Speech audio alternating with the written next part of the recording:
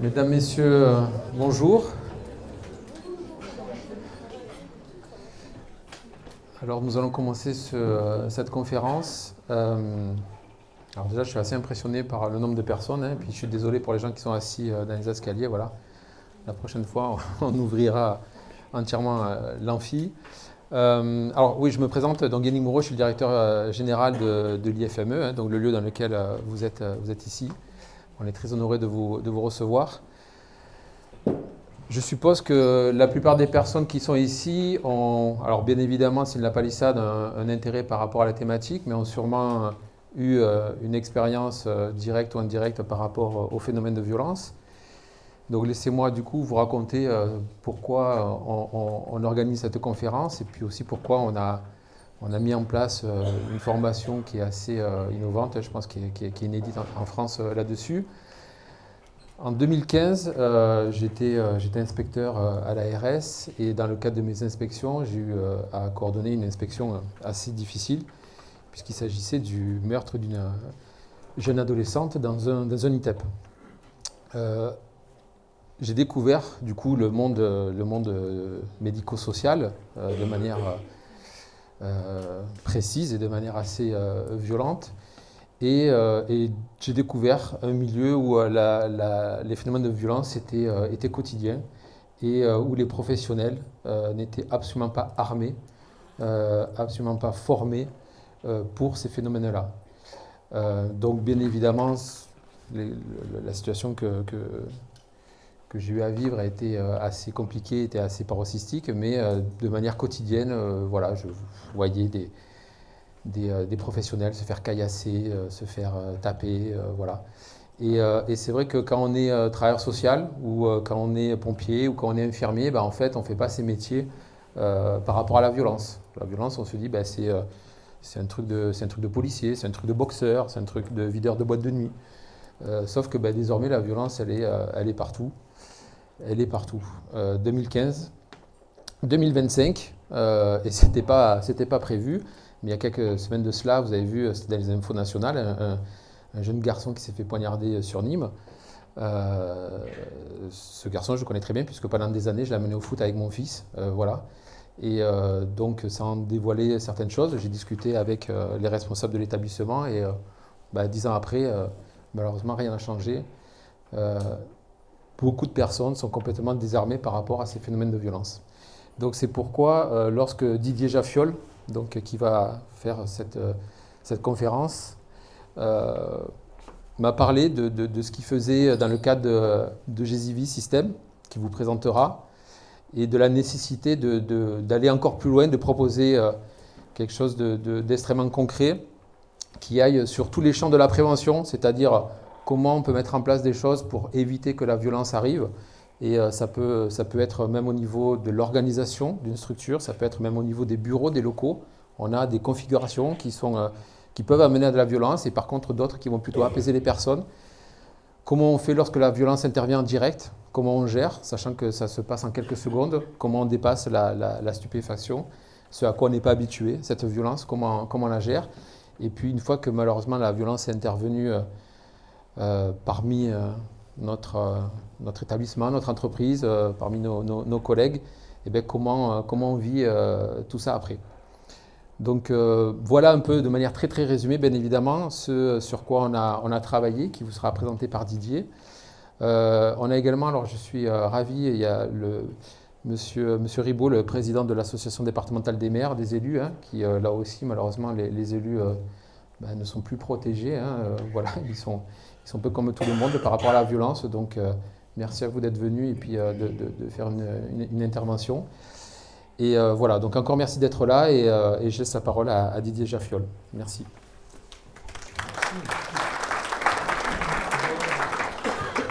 Merci Guillaume. Vous êtes très nombreux. Alors, je regardais un peu les parcours. Il y a tous les chaînes de métiers. Il y a des collègues de la préfecture, des délégués du préfet. Vous avez, il y a des élus. C'est très intéressant aussi parce que les élus sont confrontés à la violence. Il y a des sapeurs-pompiers, il y a beaucoup d'éducateurs et d'éducatrices qui travaillent dans le médico-social, à la PJJ. Alors, un peu le tour de force que je vais avoir à faire, c'est éviter de vous endormir. que ça dure pas trop longtemps. On va aller à l'essentiel, mais et la première des choses que vous devez bien intégrer, Didier Jaffiol, il est fondateur de rien du tout. C'est le hasard qui a fait qu'on en est là, et c'est surtout le fruit d'une intelligence collective. Et je remercie déjà l'IFME pour avoir mis en place ce soutien, parce que Gesivy existe depuis pratiquement 25 ans, mais là, il y a un diplôme, une certification professionnelle qui se met en place. Voilà, donc c'est un palier au-dessus. Bon, ça répond à un besoin, vous allez comprendre pourquoi. Vous avez vu également, c'est la promotion Jouffroy-Henri. Je vous expliquerai un peu pourquoi on a choisi de présenter cette promotion au nom de ce collègue qui a vécu un drame. Voilà, donc je me présente Didier Jaffiol. J'ai travaillé donc à la PJJ, au ministère de la Justice. J'étais éducateur, puis après j'ai été chef de service, responsable d'unité, ça s'appelait. Ensuite, par ailleurs, j'étais pompier volontaire. Je vous explique ça parce que vous allez comprendre un peu comment ça s'est construit. Et puis à la fin, les 8 dernières années, je les ai faites en tant que délégué du préfet à la préfecture du Gard, sur l'arrondissement d'Alès. Voilà, donc en gros le profil. Alors, avant toute chose, je vais vous raconter un peu une histoire. Cette histoire, elle vient d'une ville. D'abord, c'est Marseille. Alors Marseille, vous le connaissez quand même, c'est une ville. Il n'y a pas que l'OM à Marseille, quand même. C'est pas tout à fait. Bon, moi, j'ai passé de longues années, et quand on est jeune fonctionnaire, on vous affecte là où il y a le moins de candidats. Donc les quartiers nord, c'est des endroits où on est affecté quand on a les plus mauvaises notes, quoi. Je ne regrette pas. Je ne regrette pas parce que le cadre de Marseille, c'est une ville qui est exceptionnelle, qui est bouillonnante, qu'on croit connaître, mais qu'on ne connaît pas. Et ça, c'est une des magies de l'administration. On crée des dispositifs, mais on ne donne pas forcément les moyens. On vous dit en gros, voilà la mission, alors c'était quoi à Marseille? C'était dans les années 90, on a commencé.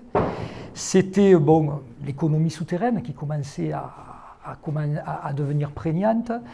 C'était un port avec l'immigration, bien entendu, de plus en plus de mouvements, de plus en plus de jeunes et de plus en plus de jeunes filles qui rentraient sur des réseaux de prostitution.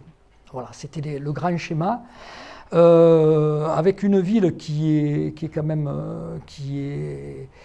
a énormément de capacité à intégrer, mais au bout d'un moment, on nous a demandé de faire le aller vers, d'organiser des maraudes, déjà il y a pas mal de temps, à l'époque où c'était pas trop fun. Et en gros, on nous a dit, voilà, on va créer une équipe d'éducateurs. Alors on a récupéré des gars de la PJJ qui acceptaient de travailler la nuit. On allait travailler toutes les nuits sur les rues marseillaises. Bon, ça c'était le point de départ. C'est bien ce qu'on apprend à l'école, mais sur le terrain, excusez-moi, ça ne se passe pas tout à fait comme ça. C'est-à-dire qu'on s'est retrouvé confronté à des problématiques, à des sujets. Comment rentrer dans un bar américain alors qu'on a repéré une jeune fille qui est en rupture scolaire et qui passe sa nuit. Et bon, quoi qu'on en dise, si on se couche à 4 h du matin, je ne pense pas qu'à 8 h on soit à l'école. Donc là, c'était le travail éducatif. Très rapidement, on avait, alors Marseille là aussi une particularité, il y a eu des policiers de prévention qui ont été intégrés avec nous et des médiateurs, c'est-à-dire des collègues qui habitaient, qui connaissaient très bien les quartiers et qui ont fait de la médiation. Et là, on a fait une salade niçoise, on va dire, et on a commencé à tourner toutes les nuits sur le cœur de ville. Bon, vraiment pas facile. Comment faire? Comment le faire? Comment aller au contact des personnes? Comment travailler avec ça? Ça a été très très compliqué pour mettre en place tout ça. Et puis petit à petit, on fait comme on peut et on commence à travailler avec ceux qui veulent bien déjà qui sont sur les mêmes créneaux horaires. Et le tribunal est fermé à 17 h, bon, sauf les permanences. Et donc à partir de là, on rencontre ceux qui sont sur le terrain. Et ça a été, on va dire... Alors Marseille a cette spécificité aussi. On a rencontré des flics. Et des flics un peu particuliers qui dépendaient, alors peut-être certains le connaissent, c'est Georges Nguyen Van Locke qui était le chinois, qui était un flic assez atypique, parce qu'à Marseille, il y a une particularité, les gros voyous habitent historiquement dans les mêmes quartiers, entre autres, un quartier qui est très connu qui s'appelle Le Panier, où il y a un creuset, où il y a à la fois des voyous qui sortent, des voyous au sens noble on va dire, des grands policiers et des hommes politiques. je ne vous présenterai pas M. Gaston Defer. Mais voilà, en gros, c'était ça. Et ça, c'était une richesse parce qu'on s'est aperçu qu'en tournant, en se cooptant, déjà ces policiers, ces flics avaient une très bonne connaissance du terrain. Ils avaient une fibre éducative et humaniste qui était très importante et qui nous ont aidés à avoir déjà des codes. Parce qu'à Marseille, si vous n'avez pas des codes, si vous ne connaissez pas la ville, vous prenez un râteau très rapidement. On pense la connaître, elle va être très charmante, mais rentrer au cœur dans l'économie souterraine, c'est très compliqué. Et ce qu'on nous demandait, c'était de rentrer dans cette économie souterraine. Ça a été le grand challenge, la grande difficulté, et au fil du temps, on est arrivé un peu à construire un outil là-dessus. Voilà, ça c'est le profil. On a été très surpris par ce qu'on a rencontré. En France, et bon, je vous parlerai un peu de la situation actuelle que vous connaissez, puisque vous êtes dans ces milieux professionnels qui sont confrontés à ce sujet, on se retrouve de plus en plus avec des milieux carrément underground, et si on ne va pas chercher, si on ne va pas au contact de la population ne vient plus. Ça, c'est une réalité. En tant qu'éducateur ou professionnel dans le social, si je reste à mon bureau à envoyer des convocations et à attendre qu'ils viennent, ils ne viendront pas. Quand j'ai quitté Marseille, que j'étais au tribunal, on envoyait 4 convocations au même créneau horaire en espérant qu'un des jeunes vienne au rendez-vous. Et ils savaient, ils se le disaient, de toute façon ils ne viendront pas au quartier nord parce que pour monter dans les quartiers, il faut envoyer un gros dispositif, éventuellement un mandat d'amener par la police, qui a autre chose à faire. Et là on s'est retrouvé aujourd'hui à un système qui est complètement, mais on y reviendra, qui est complètement sclérosé. Voilà, donc ça c'était un peu le schéma, on est parti. Et puis après on s'est retrouvé, voilà, ça a été, il y a une rue, ceux qui connaissent, Marseille c'est simple, c'est Canebière, Vieux-Port, à droite tout ce qui est corniche et tout, très riche, ça n'est pas une ville pauvre, le taux d'imposition sur les grandes fortunes est un des plus élevés de France, et puis à partir du secteur centre jusqu'au quartier nord, là on se retrouve dans des secteurs très paupérisés. Extrêmement paupérisé. Et là, il y a une rue, vous montez la Canebière en haut, réformée, il y a une église, pour ceux qui voient, et ça s'appelle la rue Nicolas Bourga. Pourquoi ? Parce qu'en 1996, ce petit garçon, ce jeune homme de 15 ans, c'était la rentrée scolaire, il mange un sandwich avec un copain, et puis il arrive 2-3 lascars, des garçons qui viennent chercher, un mauvais regard, ça dérape, et Nicolas se retrouve poignardé en plein cœur par le garçon qui n'avait pas le dessus, parce que Nicolas était un garçon qui était assez réactif, et on se retrouve avec un gamin qui décède à 15 ans à la période mérinienne. Alors nous, on a été impressionnés parce qu'on tournait à ce moment-là, et voir un papa qui a son fils, parce que je vais vous parler du papa, Michel Bourga, qui a été très important pour la méthode de Gésivie, ce père de famille qui était à la Belle de Mai, à quelques centaines de mètres, quand il a appris que son fils était blessé, il s'est transporté sur place et le gamin est décédé dans ses bras. C'est des choses qu'on n'oublie pas. C'est des choses qu'on n'oublie pas et qui marquent d'autant plus que l'auteur était un gamin qui était suivi par la PJJ, que nous connaissions, qui était un gamin également qui avait 15 ans, qui était dans une dynamique très très négative et qui était multirécidiviste. Et ce gamin, on connaissait en gros les deux parties. Donc par le réseau, on est arrivé à retrouver, à récupérer ce jeune qui a rendu compte à la justice. Et là, on s'est retrouvé dans la phase émotionnelle. Lisez bien cette phrase, ça c'est important. Il ne faut pas oublier les victimes, mais il ne faut pas non plus rentrer dans le passionnel. Michel Bourga, le médecin, a été de suite coopté, récupéré pour rentrer dans un discours hyper sécuritaire. Il l'a refusé, et là, moi j'ai une admiration pour ce monsieur, parce que voir la douleur d'un père et être capable de garder la tête froide, et là, il s'est déclenché en lui, il a écrit plusieurs livres, et cet homme, qui était adjoint au maire du maire de Marseille, a pris ce problème à bras-le-corps, et il a milité pour travailler, pour renforcer les dispositifs de prévention. La salle des familles au Baumette porte le nom de Nicolas. Michel Bourga a travaillé sur le numéro Alerte Enlèvement.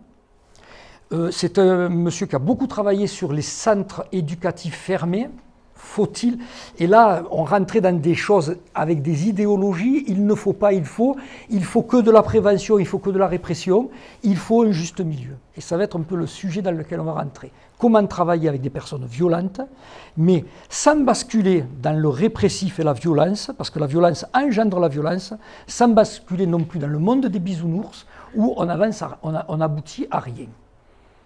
Michel Bourga a travaillé là-dessus, et il a renforcé le dispositif. Et de là, il a créé le service de prévention de nuit, renforcé, où là, il y a ce service où j'ai travaillé pendant 18 ans. Voilà, donc c'était ça, on travaillait toutes les nuits, on allait au contact. C'était un travail très compliqué. Et je salue là, parce qu'il y a des élus, la mairie et le secteur de Saint-Ambrois, Bessèges, il y a des élus, ils sont très sensibles, parce que même aujourd'hui, ils sont présents parce qu'ils sont confrontés également à la violence.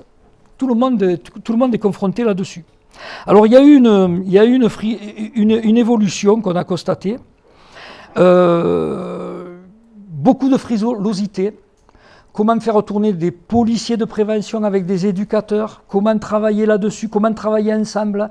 On a des clivages, comment l'éducation nationale peut travailler avec des éducateurs, comment l'éducation nationale peut travailler avec les services de police.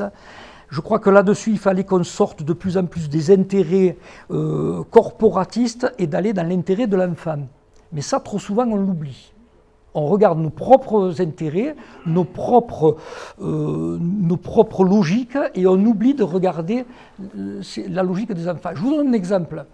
Les gamins qu'on rencontrait la nuit, à 3 h du matin, 12-13 ans, n'étaient pas déclarés en fugue ou en rupture scolaire avec les établissements. Je ne jette pas l'opprobre à l'éducation nationale. Mais quand vous creusez un peu, et d'ailleurs, après le dispositif a été mis en place avec la politique de la ville concernant les 16-25 ans, petite enfance délinquante, mais il y avait la PJJ, l'aide sociale, il y avait le préfet à la ville, le procureur, et après bon, on a mis en place une méthode. Nous, c'était de rentrer, d'aller au contact. Ça, par contre, on n'avait aucun outil on ne savait pas comment faire. Et chaque fois qu'on prenait des éducateurs qui sortaient de l'école ou qui étaient volontaires pour travailler avec nous, ils nous disaient je suis abasourdi, je n'ai pas les moyens. La posture, le savoir-être, la technicité. Moi, les vieux flicards que j'avais, quand vous rentrez dans un bar, le gars il arrive à vous dire tu vois, le gars qui est à côté de nous, là, il est calibré, il a une arme sous sa veste. Pourquoi ? Quand vous parlez avec des gars qui négocient, qui vous disent, tu vois, là, le gars, il va exploser. Dans peu de temps, il va exploser. Et tout ça, on se disait en tant qu'éducateur, on a besoin d'avoir une technicité. Et c'est aujourd'hui ce que je vais vous présenter. Il existe une technicité qui nous permettra de travailler un peu plus, de manière plus bienveillante et plus sécure. Voilà, donc ça, c'est cette réalité. Alors, bon, les années passent. On se retrouve aujourd'hui confronté à des recrutements. Moi, le record que j'ai eu sur une éducatrice, une jeune femme qui est venue travailler avec nous, elle est restée 3 heures avec nous. Très mauvais accueil de notre part, parce qu'on avait la tête dans le guidon. On arrive, bagarre générale, parce que 2 de nos collègues médiateurs qui sont du quartier de Belzun sont identifiés comme des balances de l'État et du juge. On tombe dans une embuscade, on a 2 blessés, cette personne s'en va, elle part en courant. Donc on se dit, il y a un gouffre entre ce qu'on apprend à l'école, entre la théorie qui est nécessaire, mais comment on intervient sur le terrain, avec des enfants. Alors oui, moi c'est ce que j'ai constaté, le aller vert qui a disparu, baisse des moyens, baisse des volontés, la PJJ faisait de la prévention à une époque, elle n'en fait plus, baisse des effectifs. La non-demande, oui, aujourd'hui, moi j'ai connu le Marseille avec des personnes maintenant qui ont 45, 50 ans, qui avaient des projets de vie. Je veux être dans les affaires, je veux être dans le business, je veux travailler dans les discothèques, je veux travailler dans le monde de la nuit, je veux travailler. Ils avaient un projet. Ils avaient un sens à leur vie qui leur appartient. Ce n'est pas moi à faire la morale ou quoi que ce soit. Aujourd'hui, on est dans la non-demande. On a des jeunes qui n'ont pas de sens à leur vie, qui n'ont pas trouvé une envie de faire quelque chose. Et aujourd'hui, l'intervenant social, c'est celui qui va donner plus, qui va donner envie de faire quelque chose. Ça, c'est très important. Intolérance à la frustration, bon ben oui, c'est une réalité. Aujourd'hui, on regarde de travers. Gesivy est intervenu auprès d'un très gros groupe, 45 000 personnes par jour, incident, parce que l'attente est trop longue et ça déclenche des gros incidents. Troubles du comportement, je ne vous fais pas de dessin. Regardez le nombre de personnes qui relèvent de la santé mentale en centre pénitentiaire, plus de la moitié, on est à, je crois, 60 et quelques pourcents. Moi, je ne suis pas infirmier psychiatrique. Il a fallu qu'après je me forme. Je n'ai pas de connaissances là-dessus. Les sapeurs-pompiers, ils vont au contact et ils rencontrent des fois des difficultés avec des sujets qui sont en très grande souffrance. On n'est pas équipé, on n'est pas outillé. Troubles du comportement, SDF, dans la rue, beaucoup de personnes. Déliquescence du système de santé, fermeture des lits. Et on se retrouve aujourd'hui, par exemple, avec des groupes bancaires qui nous sollicitent. Alors nous, Gesivy, on ne voulait pas au début, mais on s'est aperçu que leurs clients, ce sont nos résidents, ce sont nos usagers. Celui qui est interpellé par le policier, qui est ramassé par les pompiers, qui est amené aux urgences et qui peut déclencher un incident à la salle d'attente, au service des urgences, parce qu'il veut être servi le premier. C'est celui qui va déclencher une altercation à la banque en insultant le guichetier parce que sa carte bancaire a été coincée au DAB. Voilà, donc tout ça, on s'est aperçu que c'était quelque chose qui était une constante. Et puis après, alors là, on y reviendra, la violence observée, reçue et vécue. Parce qu'elle impacte. On parle souvent de la violence des autres, mais on ne parle pas de la sienne. On peut être générateur de violence, on peut déclencher de la violence et on peut très mal la vivre. Et en face, aujourd'hui, entre autres les jeunes, puisque c'est le public que je connais le mieux, ce sont des jeunes qui ont très bien compris sur quel terrain ils peuvent nous amener et nous déstabiliser. Quand ils commencent à avoir des menaces, ils commencent à vous regarder méchamment, à avoir des gestes un peu incisifs, eh bien, parlez-en avec certains.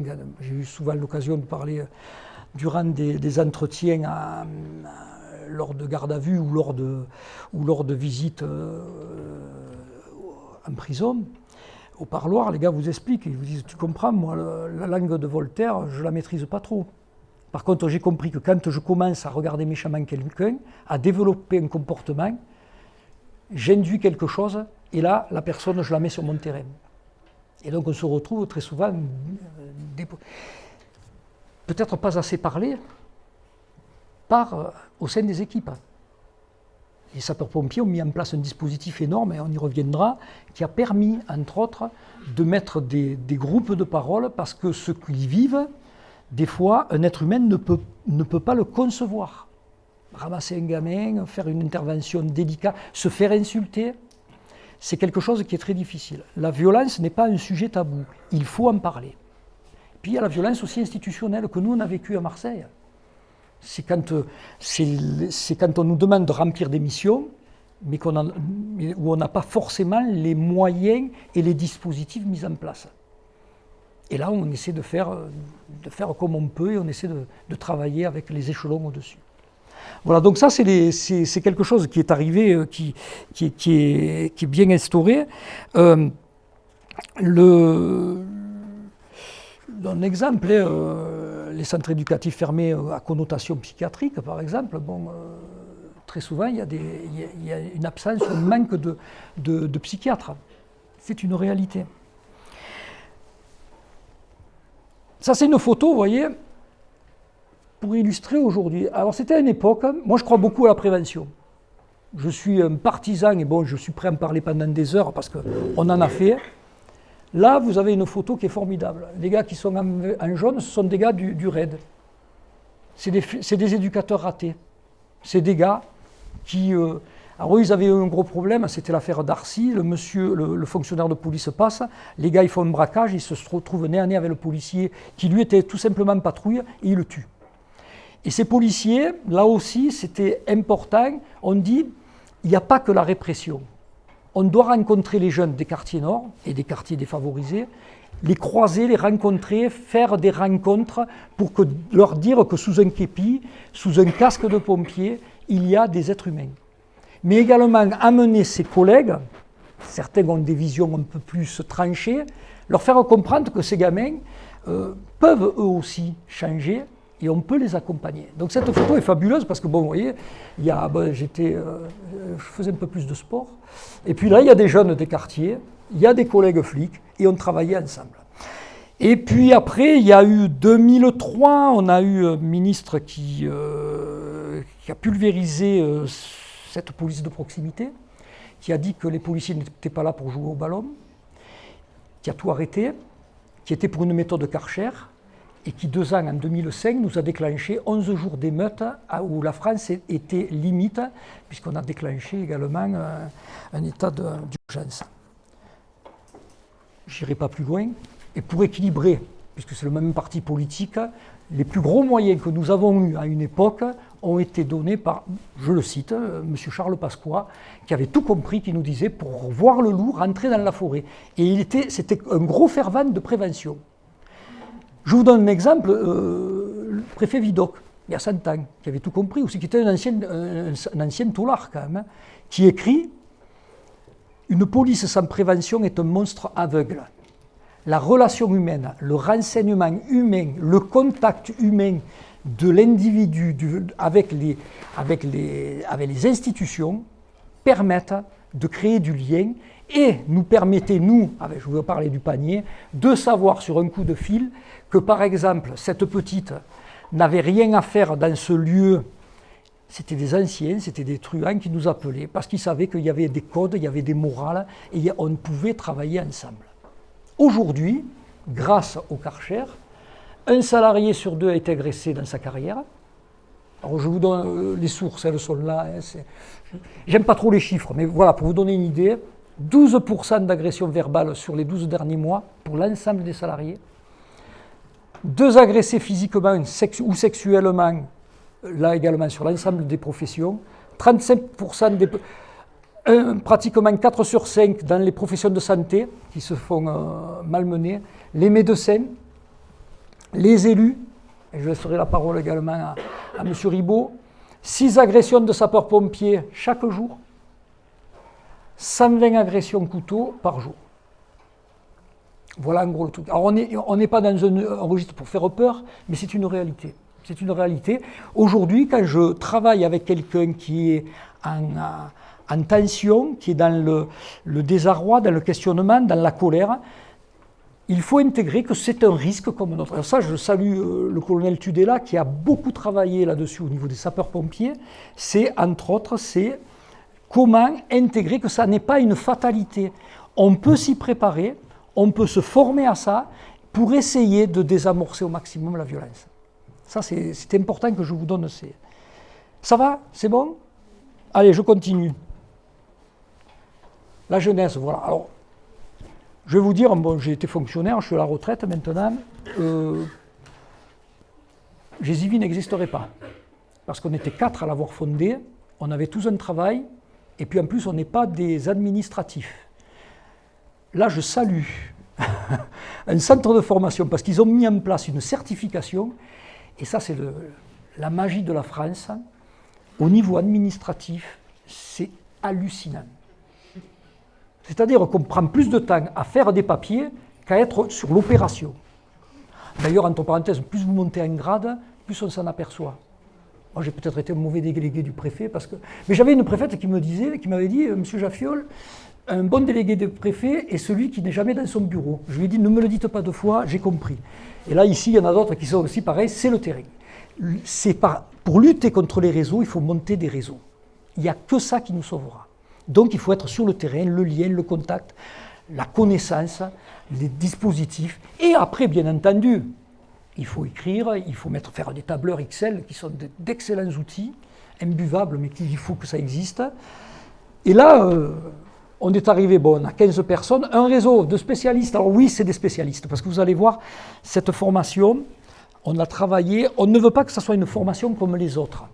Tous les gars qui vont enseigner, qui vont intervenir, ce sont des opérateurs de terrain. Là, attention, ça n'est pas que l'éducateur, ça n'est pas que le sapeur-pompier qui est quelqu'un de terrain. La transmission, les cadres de direction quand ils se rentrent, et c'est pour ça que cette formation pourra également leur être bénéfique, on peut être à un niveau très élevé et toujours avoir cette préoccupation du terrain. Et là, c'est le secret de la réussite institutionnelle. De plus en plus, je suis à la retraite, je peux le dire, de plus en plus, il y a une fracture entre le terrain et les décideurs. Et cette fracture, elle coûte très cher à nous, peut-être, mais surtout aux usagers. Autrement dit, intellectualiser, c'est bien, mais il faut toujours se nourrir du terrain. Les formateurs, alors on a à peu près une trentaine de spécialistes, alors c'est tous les corps de métier, vous verrez, ne soyez pas choqués quand je dis, parce que moi je dis avec qui on a travaillé, avec qui on travaille, on a des gars du RAID, on a des psychiatres, on a des psychologues, on a des ostéopathes, on a des kinés, on a des profs de sport, on a des éducateurs, on a des infirmiers, on a des négociateurs, on a tous ces corps de métier parce que chacun peut apporter sa petite contribution pour un bien commun. 2 livres, un peu de pipe, celui-là il va bientôt sortir, il est très bien celui-là, vous verrez, pas mal. Une formation certifiante qui va démarrer en septembre 2025, mais après je laisserai la parole. Moi, mon objectif ici, c'est pas de vendre quoi que ce soit, c'est en mémoire de 2 personnes. 2 personnes qui étaient Nicolas Bourgat et son père, un grand patron qu'on a eu, M. Le Russie, parce qu'il fallait vraiment tenir le choc, parce qu'on a eu des grosses tensions, surtout quand vous touchez des affaires de pédophilie, quand vous touchez des affaires assez sordides. Je vous fais un petit aparté avec ce qui est actuellement dans la presse, et avec des pressions qui font tout pour que ça ne sorte pas. Là, vous avez vraiment des patrons. Si vous n'avez pas ce genre les équipes sautent. Donc ça, c'est important. Et la deuxième personne, elle est là.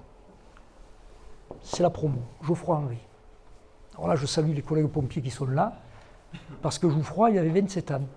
Il était pompier, il était là pour aider les gens. Et puis un jour, la maman appelle, et je reviens au truc, et elle appelle la police qui n'est pas disponible. Ils font un travail, je les ai vus de l'intérieur, les flics font un sacré boulot, pas disponible. Le fils est schizophrène, frappe sa mère, rentre dans une phase de délire.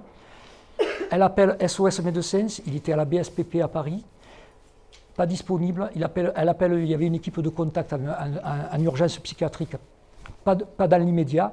Eh bien, on appelle qui? Les pompiers. Ils arrivent à 3. Le jeune homme qui avait 30 ans a fait une phase d'apaisement. Il a berné les 3 collègues. À un moment, il dit « j'oublie ma carte vitale ».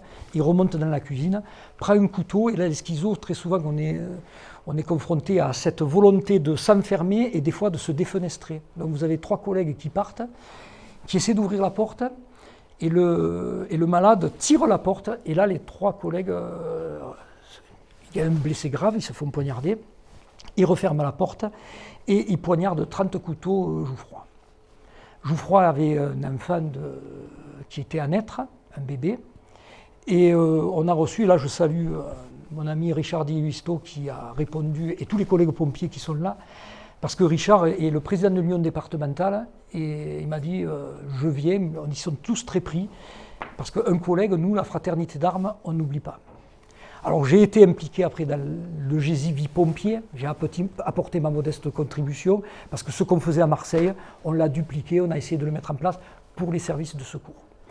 Le petit maintenant a 5 ans, on a parrainé une partie des bénéfices du premier livre, on l'a reversé aux orphelins, on aide, bon voilà, il va bien.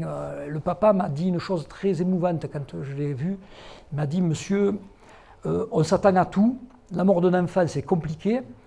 M'aurait annoncé que mon fils mourait au feu, il est pompier, ça peut se comprendre.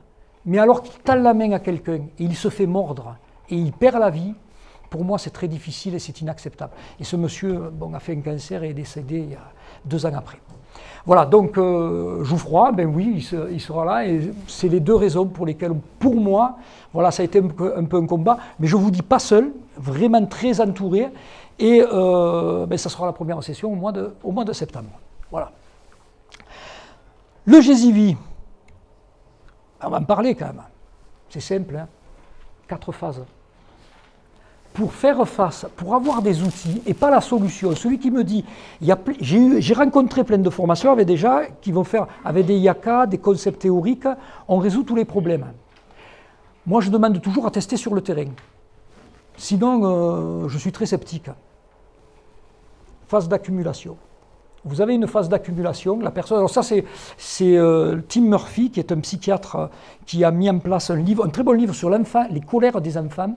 On y reviendra parce que de plus en plus, depuis le Covid, on est sollicité pour travailler sur des colères d'enfants à partir de 5 ans. On fera une petite aparté là-dessus parce que j'ai une inquiétude, parce qu'on nous demande de les contenir. La contention, on y viendra. Accumulation, je monte en pression, le stress, la tension. Une étincelle, hein, l'explosion, je retombe. C'est quasiment... Et après, il y a les schémas, il y a des problématiques qui font que... Mais on est toujours dans cette phase.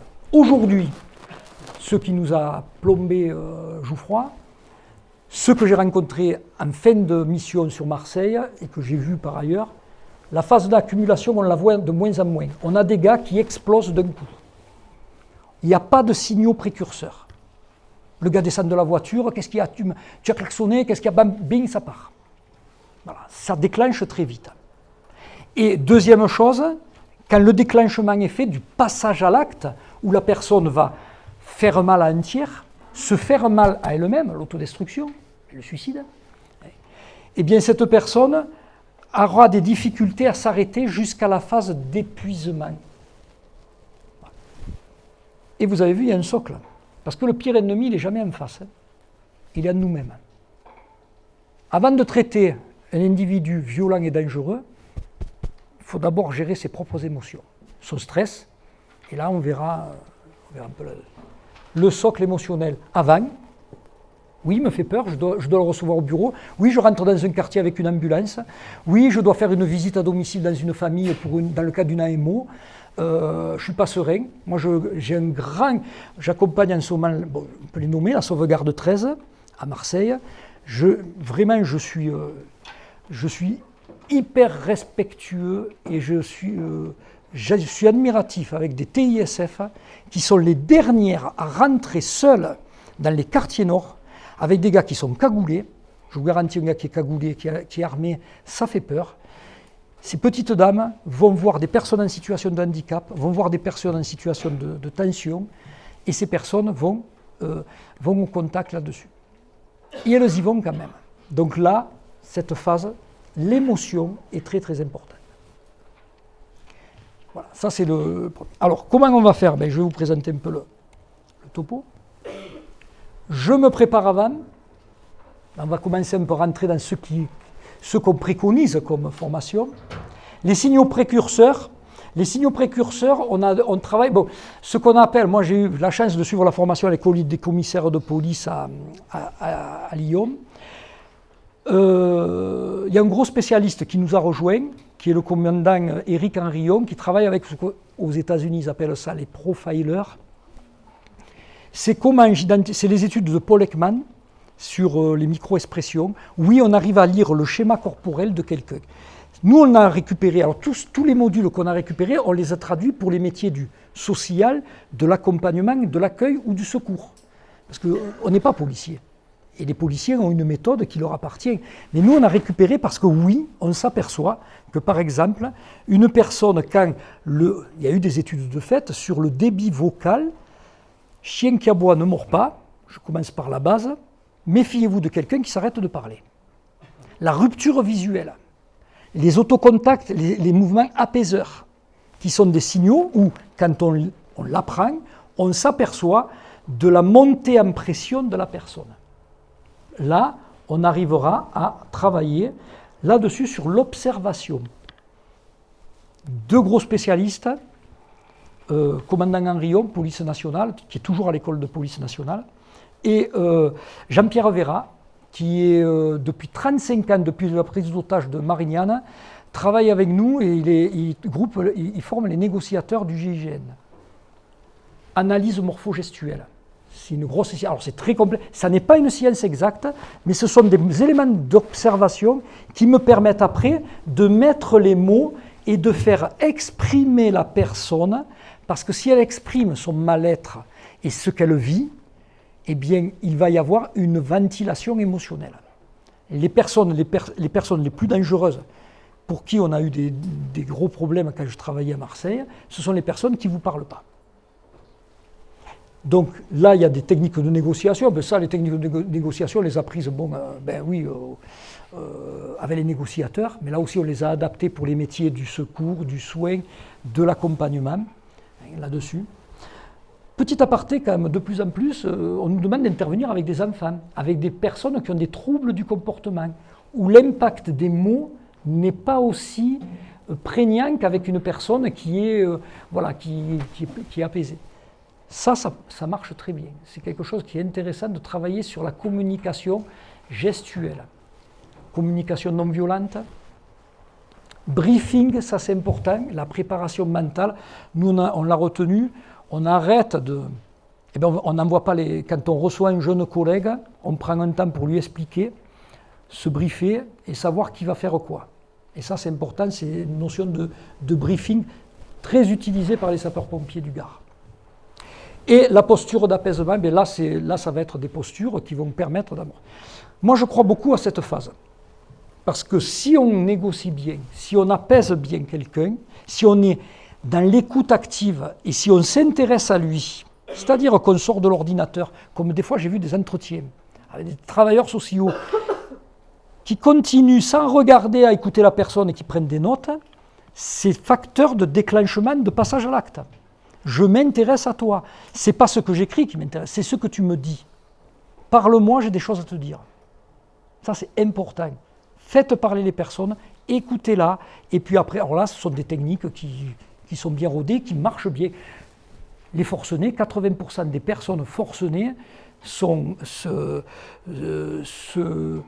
rendent par les mots, la force est dans les mots des négociateurs. Donc nous, avec des sujets, on est capable de diminuer fortement le passage à l'acte. Ensuite, vous avez la deuxième phase. Bon, ça, c'est le passage à l'acte. Vous aurez après le détail, pour ceux qui veulent en savoir un peu plus. Vous avez l'étincelle, le stimuli. Bon, ça c'est intéressant parce que, en fonction des publics, un toucher de personne qui est autiste, les pompiers, on leur apprend en secourisme, serrez-moi la main, ouvrez les yeux. Si vous faites ça à quelqu'un qui est dans une crise autistique, on risque d'avoir des problèmes quand même. Parce qu'il ne faut pas le toucher, il ne faut pas le fixer dans les yeux, dans certains cas. Donc, il faut l'adapter au public. Nous, on travaille, les services de secours, les SAMU, c'est la situation la plus difficile, parce que eux, ils vont sur un problème où ils ont sur une fiche de départ pas forcément toutes les informations. Donc on part du principe, et c'est là qu'avec le côté psychologique qui sera abordé, on ne va pas traiter comment se positionner face à un schizo, face à quelqu'un qui est sous cocaïne, parce qu'on part du principe qu'on ne le connaît pas, qu'on n'est pas psychologue ou psychiatre. Donc on est dans comment je vais essayer d'apaiser une situation en ayant le moins d'informations possible. Qui peut le plus, peut le moins. Et là, il y a le passage à l'acte. On enseigne des gestes d'autres. Alors, petit aparté, pas de self-défense. Je suis anti-self-défense. Même si j'ai fait du Krav Maga, de la boxe thaï, si j'étais recruté à Marseille, c'était parce que j'avais un petit cursus et tous les gars, on était recrutés. On a compris. La sécurité chez nous, dans le milieu de la prostitution, c'était d'intégrer dans les équipes des dames. Ben oui, quand encore j'entends, oui, il faut que des mecs, des costauds. Non, parce qu'on a en face des gars qui ont nos limites. Les jeunes que nous avons en face ne craignent rien. Et le rapport de force est terminé. Après, c'est comment être influent, la négociation d'influence, comment faire autorité. Et là, on revient sur une affaire qui sort et qui n'est pas finie.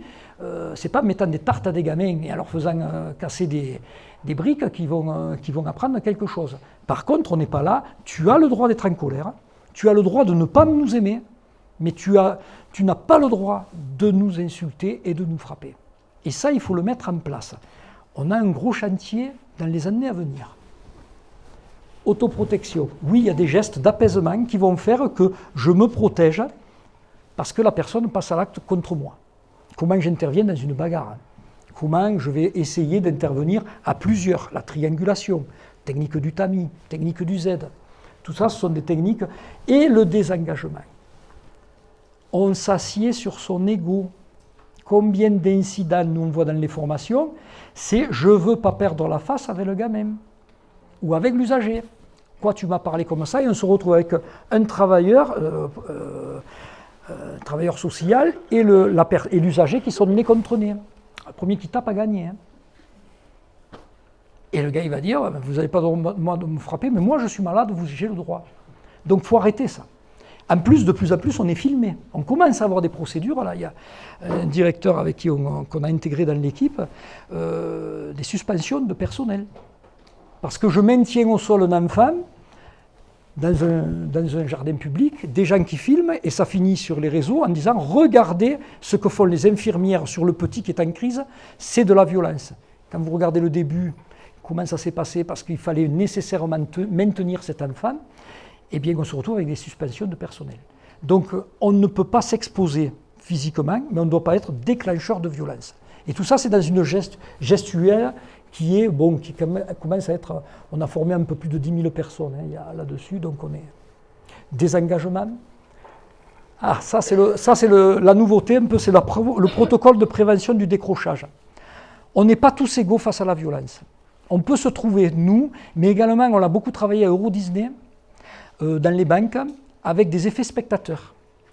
Si je suis violent dans une structure et que les autres jeunes ou les autres résidents voient ma violence en tant que professionnel, je crée de la violence dans l'institution. Et ça se fait un effet boule de neige. Ne jamais être générateur de traumatisme sur les gens qui regardent, et surtout les enfants. Ça, c'est très important. Et ça, j'interviens parce que j'ai vu d'où est-ce que vous travaillez, mettre au sol un gamin, même s'il le mérite, le recadrer sérieusement. Je me fais agresser, voilà. Les enfants qui regardent, on a fait des études au niveau cardiaque, là on reviendra sur la cohérence cardiaque, sur l'impact du stress sur l'individu. Les personnes les plus impactées, ce sont celles qui voient, ce ne sont pas celles qui vivent le truc. Parce que ceux qui vivent l'agression déclenchent au niveau de l'adrénaline un mécanisme soit de combat, soit de fuite, soit de sidération. Et je peux avoir un collègue, ou un enfant, ou une personne qui rentre dans une phase de sidération et qui n'est plus avec nous, elle n'est plus opérationnelle. Alors là, il existe plusieurs protocoles. C'est l'armée qui les a mis en place. Le 6C, qui est israélien, l'américain, c'est le high cover, après il y en a un allemand, il y en a 7 dans le monde. Bon, nous on est cocorico quand même, tout compte fait, parce que quand même l'antériorité, elle vient du professeur Louis Cros, psychiatre des armées, qui a créé les CUMPS, vous connaissez les CUMPS, hein, sur la cellule d'urgence médico-psychologique suite aux attentats du métro Saint-Michel. Il y a dans chaque SAMU, il y a des médecins, des équipes médicales. D'ailleurs, je vous invite, il y a une journée à Nîmes, à Vauban, sur la santé mentale et entre autres le trauma, et les CUMPS interviennent. Seulement, vous êtes agressé dans votre bureau. Bon, il y a une grosse situation médiatisée et tout. Un déraillement de train, une agression très violente. L'affaire Jouffroy, les collègues ont été les pompiers, il y a des dispositifs. Mais vous êtes dans votre bureau et le gars vous menace et vous dit, bon, à 5 heures, on est en hiver, il fait nuit, tu me dis non, je t'attends à ta voiture. Et t'inquiète pas, ici c'est petit, on se recroisera. C'est ce que vivent actuellement les médecins. S'ils ne refusent de faire un certificat médical, le gars, il rentre sur ce schéma. On ne va pas faire venir la CUMS, hein, elle ne viendra pas. Mais comment la secrétaire, comment le collègue, alors il y a une très bonne formation, je ne fais pas de publicité, mais c'est le PSSM, Premier Secours en Santé Mentale, qui est pas mal. Et nous, on est en train de créer notre truc. Alors, la source avec le médecin-chef du RAID, qui est Mathieu Langlois, qui est toujours avec nous et qui relie, et une équipe de psychologues qui sont à l'unité d'urgence psychologique du Québec, parce que les Québécois sont très en avance sur certains sujets, et on est en train de monter notre protocole, puisque l'antériorité, elle est bien française, et c'est un protocole très simple qui se donne comment j'écoute une personne, comment je lui parle, pour la faire sortir de l'émotion, la mettre dans le cognitif. Voilà, ça, c'est très important. Les études du professeur Farchi à Tel Aviv expliquent qu'en matière de neurosciences, si je traite un collègue, si je le fais parler dans les 2 heures après l'incident, après l'agression, je diminue de 60% le risque d'apparition du trauma. Donc, l'importance de parler, et de parler au plus vite, de redonner du sens à ce qui s'est passé pour remettre dans les rails le collègue ou la personne. Ah, et là c'est le vaste sujet. Alors là actuellement on a une explosion de demandes sur le maintien de sécurité. Entre autres, petite enfance, 5-10 ans, CHRS, ETEP, les ITEP, les MEX, les crèches, des enfants en colère qui... Alors, la source, pourquoi ? Depuis le Covid, alors nous, on s'est rattaché sur le rapport de Bourriss-Cyrulnik, la règle des 1000 jours, les 1000 premiers jours, vous la connaissez, je ne vous en parle pas, c'est les 1000 premiers jours, voilà, l'enfant, tout se construit, et on s'est aperçu que des enfants qui n'avaient pas eu le cadre social et qui étaient enfermés lors du confinement, on s'est aperçu, à juste titre, et les collègues délégués du préfet, c'était la préoccupation, on s'aperçoit que de plus en plus, eh bien, on intervient sur des tranches d'âge de plus en plus jeunes. Vous faites des observations, celui qui a les mots pour exprimer son besoin, qui veut la poupée de sa petite copine, il va lui demander. Celui qui a vu son papa mettre des taloches et des tartes à tour de bras en revenant du bar, je fais une caricature, et en mettant des gifles et en vivant dans un milieu très très violent, cet enfant, quand on le met dans un groupe, la négociation va très vite couper court. Il a en plus des déficience au niveau du nombre de mots, on est à des fois 2-3 fois moins de capacité d'élocution, et bien qu'est-ce qu'il va faire ? Il va négocier dans le rapport de force. C'est tout simple. Nous, on a fait un stop. Alors là, c'est moi qui ai pris cette décision. Je suis contre la contention. C'est interdit. Contenir, c'est une privation de liberté. Pourquoi je dis ça ? Parce que ça existe. Et je comprends. Ceux qui n'ont jamais travaillé, qui sont restés dans des bureaux, peuvent très bien parler de la contention. Mais quand vous avez un gamin à qui vous lui dites à 10 fois de ramasser l'assiette, et que le gamin ne veut pas la ramasser, et qui commence à vous insulter de tous les noms, et que vous avez mal dormi, parce que vous avez les petits à la maison qui vous ont fait passer la nuit blanche, il y en a un qui fait ses dents, et que votre voisine et que votre belle-mère vient manger demain, alors que vous vouliez passer un week-end avec des copains, ça s'appelle le stress, et bien un jour ou l'autre, ça s'appelle la tolérance au stress, le seuil de panique. On peut exploser, et puis si un gamin vous crache au visage, on peut passer à l'acte. Donc c'est une réalité. Ça existe, c'est pas assez parlé dans les structures. Voire c'est un sujet tabou. Alors on nous appelle pour faire de la contention. Nous on n'appelle pas ça la contention, on appelle ça le maintien de sécurité. Oui, je suis autorisé à maintenir quelqu'un en sécurité, dans le cadre citoyen, c'est l'article 122 du Code de procédure pénale, où une personne qui est en train de se détruire ou de détruire l'intégrité physique de quelqu'un, je suis dans l'obligation de tout mettre en œuvre pour stopper cette situation. On fait simple. D'accord ? Mais comment ? Et c'est là le danger, c'est que si on transpose des méthodes de jiu-jitsu brésilien, de Krav Maga, de méthodes de combat sur des enfants, moi je dis non, c'est trop dangereux et c'est inacceptable. Donc on a mis en place un groupe de travail, on a interpellé la haute autorité de santé, parce que depuis le Covid, on a des demandes récurrentes en matière de contention. Apprenez-nous à contenir. Moi je réponds toujours, on va vous apprendre à éviter à le faire. Oui, c'est une possibilité, mais il y a plein d'autres moyens, entre autres la fugue. Je suis un foyer, le gamin, je ne vais pas le mettre, il va prendre de l'air, va pleurer dans le coin, tu pars, tu reviens. On est là. Travailler cette juste distance. Vous voyez ? Et ça, on se retrouve... Alors pourquoi ? Et là, je parle également sur l'autorité du colonel Tudela et des collègues du groupe OMV, Outrage, Menace, Violence, qui est un groupe très opérationnel dans le Gard. On est en train de travailler sur des process, parce que même les pompiers, mettre au sol quelqu'un, c'est très mal perçu par la population.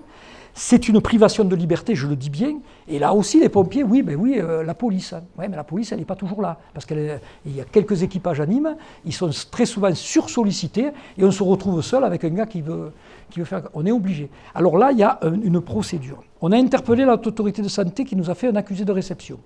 On a les gestes qu'on a travaillé avec des ostéopathes, des kinés, une championne du monde de MMA, qui travaille beaucoup. Vous voyez, on est en train de brancher dans le groupe le professeur Marcelli, qui est un professeur pédopsychiatre à Paris, qui travaille par exemple, le fait de maintenir un bras, c'est différent de le serrer.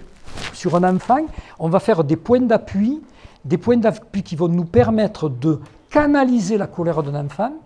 Là aussi, on s'est inspiré des méthodes canadiennes, les méthodes de cooling, je pense qu'il y en a à qui ça parle, la couverture lestée. Eh bien, tous ces outils qui vont... Oui, on n'est pas chez les bisounours, des fois on peut être amené à intervenir. Mais il y a un protocole qui doit être d'abord validé par l'institution. Pourquoi? Pour nous soutenir, nous les formateurs. C'est-à-dire qu'on ne va pas enseigner, parce que bon, on peut se retrouver, on ne peut pas parler de violence institutionnelle, ça n'existe pas dans le Gard, mais bon, on peut avoir une institution qui dit, écoutez, apprenez à nos agents à faire de la contention, et maintenant, ils ne viendront pas se plaindre. Ah mais non, mes garçons, ça ne se passe pas comme ça. Parce que bon, tu es le directeur, vous êtes une institution. Vous devez signer un protocole qui explique à chaque recrutement qu'est-ce qu'on peut faire, qu'est-ce qu'on ne peut pas faire. Dépasser, comme j'ai entendu à certains endroits, ah ici on ne touche pas les enfants. Mais bien entendu, on ne les touche pas. Les gamins, ils me sautent à la gueule. Avec tous ceux qui ont travaillé, vous avez vu, hein, on n'est pas chez les bisounours. Hein. Les gamins, ils vous sautent dessus. Bon, qu'est-ce qu'on fait? Je me laisse frapper? Non, c'est anti-éducatif. L'autorité, le respect, c'est la base de l'éducation. Donc, il vient se frotter, il doit se confronter. Mais pas n'importe comment. Et là, donc, il y a ces outils. Et le maintien, la mise au sol s'appelle le maintien de sécurité. Aujourd'hui, protocole, formation. Alors, on attend avec beaucoup d'impatience la réponse de la haute autorité de santé. Il y aura un colloque, bon, si ça vous intéresse, on tiendra au courant les professionnels là-dessus. On a des gestes qui commencent à être assez pointus et qui ont un sens par les pédopsychiatres qui nous expliquent comment intervenir là-dessus. Voilà, donc on est arrivé à travailler sur ce schéma. Voilà, ça c'est le passage à l'acte. C'est le feu de l'action et on fait ce qu'on peut. Et puis il y a il y a notre état. On est tous différents face à la violence. C'est une réalité. Il y a des gens qui ont peur de la violence et ça on va voir après. C'est l'importance. Alors ça c'était les gestes contenants. Alors nous ça s'appelle des gestes contenants. L'après, très très important. Est-ce qu'on parle suffisamment de ce qu'on a fait en équipe? Et là moi je le vois, il y a des grands silences radio. Vous faites de la contention? Oui, on le fait. Vous en parlez? Ben non, non, il faut sortir de là.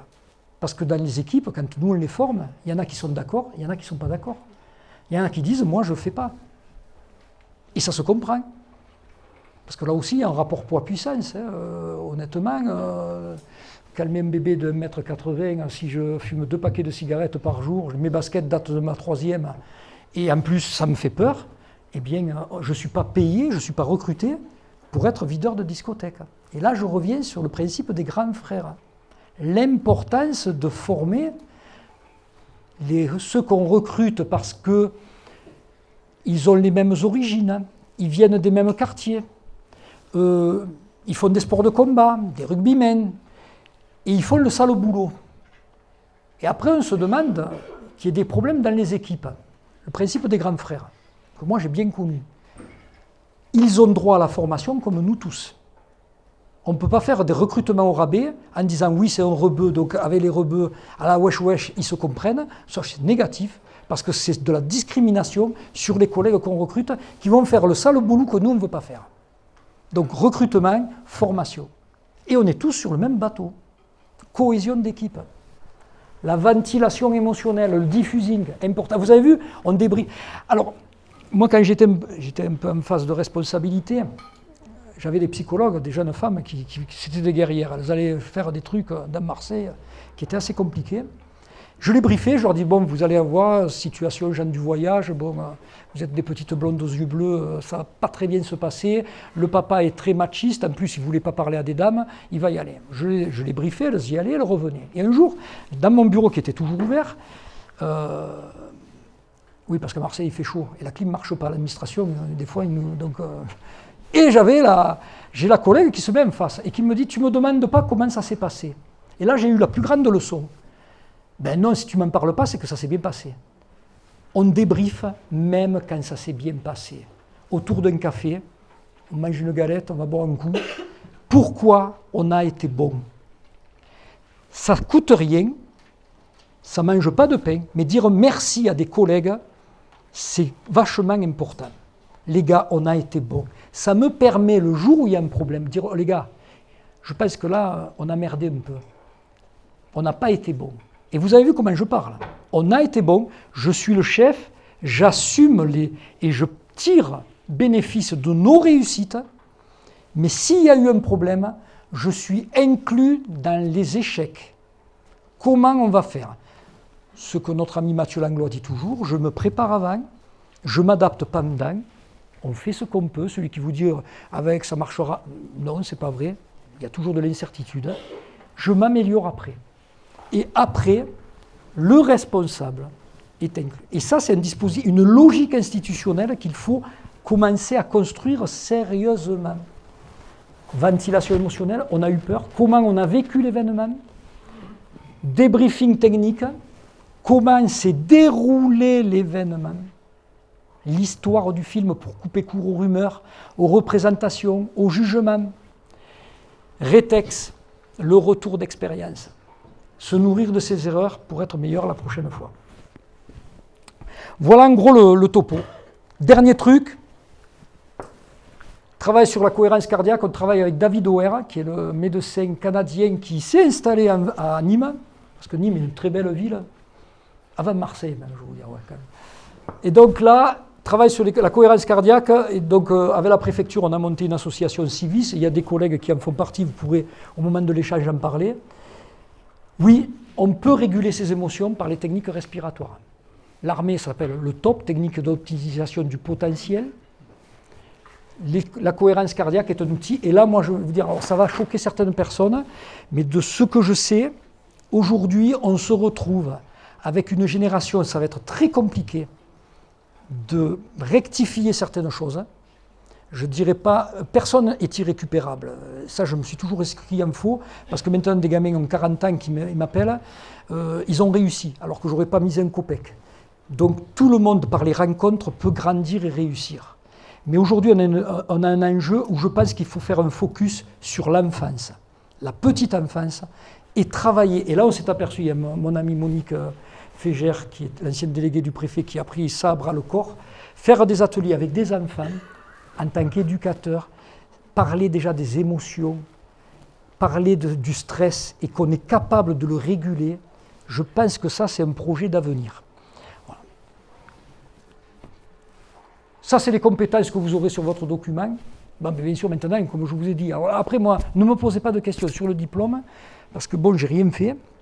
Il y a des compétences, là vous avez les spécialistes, c'est très important. Oui, si on veut que ce soit quelque chose de certifiant, il faut que ce soit quelque chose avec des compétences. Engager la désescalade verbale, protocole de prévention du décrochage, on en a parlé, verbalisation, des prises, des initiatives prises, repérer les comportements inadaptés. Voilà, ça c'est des... Vous avez une fiche.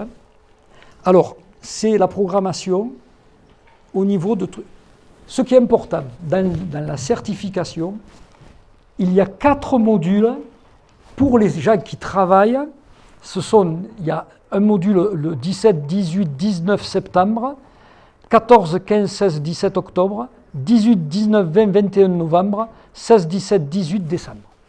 Voilà le profil, c'est-à-dire que ce sont si on veut suivre la totalité et obtenir, passer devant un jury pour avoir la qualification, il faut suivre la totalité de la formation. Pour moi, ma part, j'ai fini. J'aimerais quand même conclure, faire intervenir mon ami Philippe Ribaud, qui est le président des élus, remercier encore les sapeurs-pompiers, mon ami Richard Di Guisto, qui a tenu à être présent. Moi, je vous le redis, si j'ai fait ça, c'est surtout dans l'intérêt pour éviter peut-être qu'il y ait de nouveaux drames, si on peut contribuer là-dessus. Les questions, vous pourrez les poser. il commence à faire chaud, vous pourrez les poser également dehors. Philippe, je t'invite à venir conclure la session. Voilà. Merci Didier, bonjour à toutes et à tous.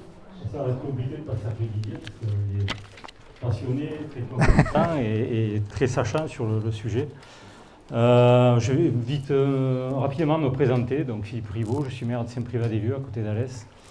Je suis maire depuis 2008 et élu municipal depuis 1995 et président de l'association des maires du Gard depuis 2020.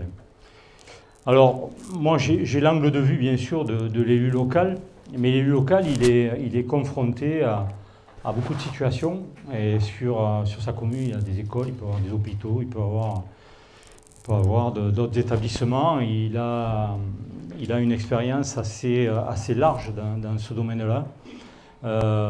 Il côtoie les chauffeurs de bus, il y a des médecins sur le territoire, il peut avoir un centre hospitalier. Et je crois qu'au-delà des élus locaux sur lesquels je vais revenir, dans notre société, et ça va croissant comme tu l'as dit, toute personne, je crois, à un moment donné, en situation d'autorité, est confrontée à ce type d'agressivité, voire de violence. Ça peut être le chauffeur de bus, je l'ai dit, ça peut être, tu as cité la secrétaire médicale, ça peut être l'infirmière aux urgences ou le médecin, ça peut être un enseignant dans une école primaire face à un parent d'élèves mécontent dont il pense que son petit chérubin est un enfant roi, bien entendu, et dont il ne sait pas gérer les frustrations. On a beaucoup parlé de frustration. Je crois qu'on est dans une société où si la frustration est normale chez un petit, quand elle perdure, ça devient très compliqué de les gérer et de faire face. Et malheureusement, on rencontre beaucoup de situations de ce type. Bon, dans les écoles primaires, c'est vraiment depuis... alors, on a l'habitude de dire, mais je crois que c'est pas imagé, c'est vrai. Il y a eu un avant et un après Covid. Il y a un individualisme beaucoup plus important qu'avant, une absence de sens collectif évidente, et on fait face à des situations assez particulières. Donc nous, en tant que maire, notamment, eh bien, on est chargé de... Il y a deux situations qui posent problème, hein. C'est faire respecter des règles d'urbanisme, on est là pour ça, et puis ça peut être faire respecter tout simplement les règles de bon voisinage.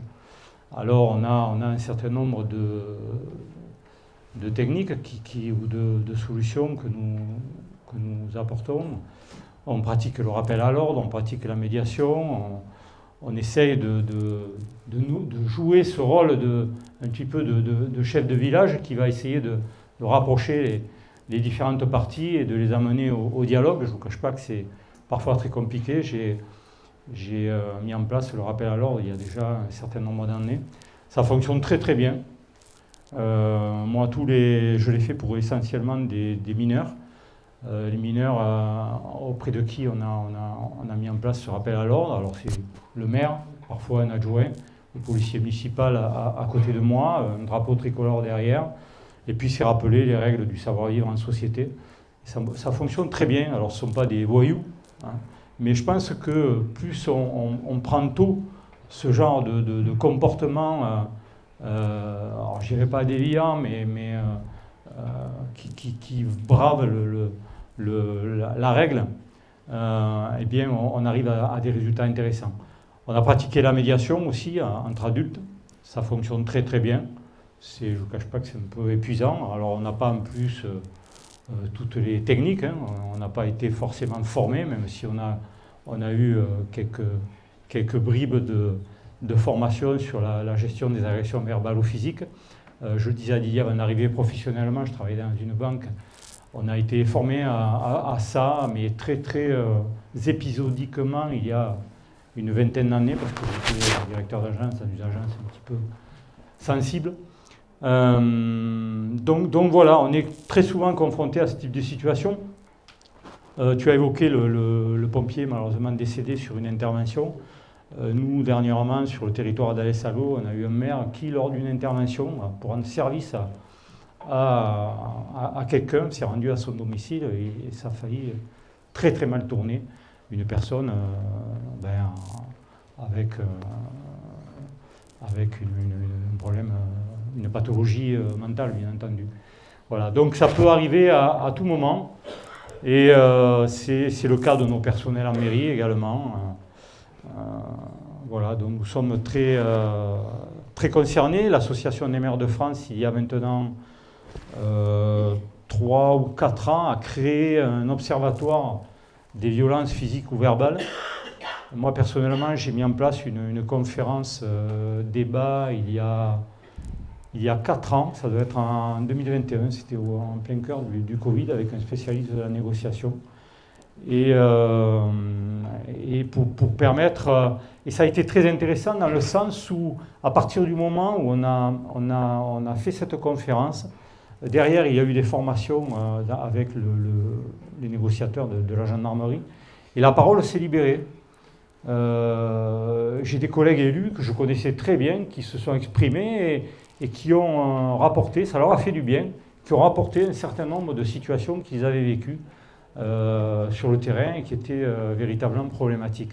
Donc je crois qu'il faut parler déjà de ces situations-là. Ça ne doit pas rester tabou, parce que quand on se retrouve confronté à ça, eh bien c'est un peu une inversion des rôles. On se sent un petit peu coupable presque d'avoir peut-être mal agi, de s'être mal comporté, alors que on a assumé notre fonction.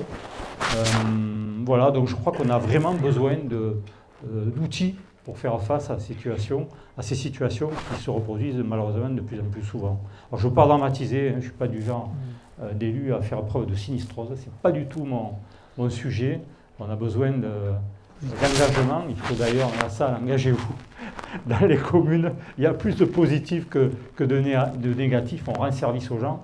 On est vraiment au service de la population, on met en œuvre des projets, mais il faut on est dans la vie publique, on en prend le bon comme le mauvais.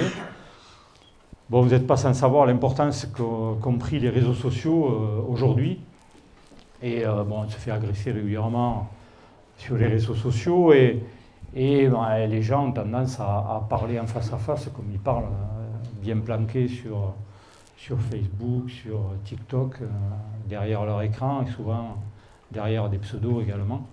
Mais voilà, ils ont tendance parfois à transposer ces interventions un petit peu agressives sur les réseaux sociaux dans la vie de tous les jours. Donc voilà, il faut le savoir, et il faut s'armer pour pouvoir faire face à ça. Voilà, je ne veux pas être plus long. Merci, Merci à vous. Et donc bonne continuation. C'est une très très bonne initiative que d'apprendre à ces outils-là. Comme je vous le disais, nombre de professionnels sont concernés par ces sujets-là. Vraiment, vraiment. Toute personne en contact avec le public potentiellement est concernée à ce jour. Voilà. Merci. Merci.